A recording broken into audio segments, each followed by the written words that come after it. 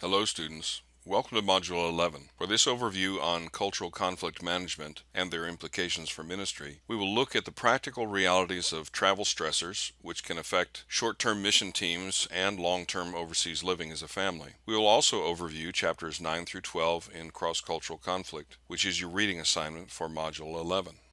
Whether you're preparing for a business trip, an overseas vacation, or an international mission project, you need to be aware of stressors that can ruin your attitude, your fellowship with your team, and your relationship with internationals. Exhaustion from jet lag can be debilitating, but it won't last long. Culture shock may occur before you ever leave the U.S. if you are surrounded by sights, sounds, and even smells that are foreign to you. Climate can cause stress. If you like the heat, cold climates will bother you. If you like the cold, hot climates will bother you. The laws of the country to which you go may cause you stress. There are going to be cultural differences that can cause stress, leading to withdrawal or attack. You'll note from this slide that two different types of incidents can occur. Craig Storty explains the left-hand side, which he refers to as type 1 incidents, and what occurs on the right side are type 2 incidents. In type 1 incidents, we expect other people to behave as we do. They don't. So we respond in anger or worry, and we end up either withdrawing from them and looking for other Americans, or we attack, whether it's verbal, physical.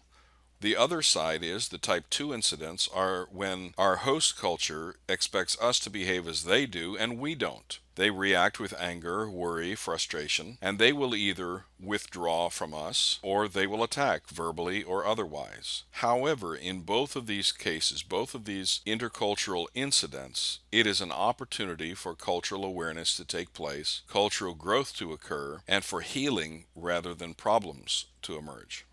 In Cross-Cultural Conflict, Chapter 9, Dr. Elmer reminds us that our purpose is to communicate the gospel effectively. While the message remains the same, the means of communicating the gospel must be adjusted to our audience. Elmer addresses each of these concepts listed on the slide here, with the exception of the last one.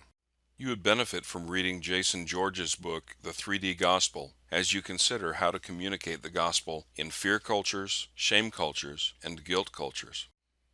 As kids, we play King of the Mountain. As adults, we learn about climbing the ladder of success. We are programmed in our culture to have a spirit of competition. In Chapter 10, Dr. Elmer warns us that the desire to retain power as Christians and the competitive attitude to win can be hindrances. In Chapter 11, Dr. Elmer draws principles from Joshua chapter 22. The 2.5 Israelite tribes who settled east of the Jordan River built an altar. There was a conflict that arose as a result of that, and redemptive communication took place that led to a peaceful resolution. He addresses this in the book, he directs us to the scriptures, and he also lectures on this topic in the video.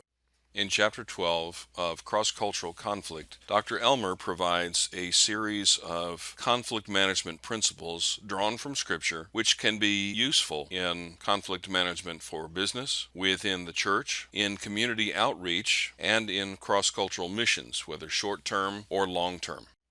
In addition to reading Part 3 of Cross-Cultural Conflict, please watch Dr. Elmer's video. Make sure to upload the Module 11 reading guide after you've completed it. Give yourself enough time for this module and for the assignments in the next if you're taking the APS section. Have a blessed week, and don't grow weary in doing well.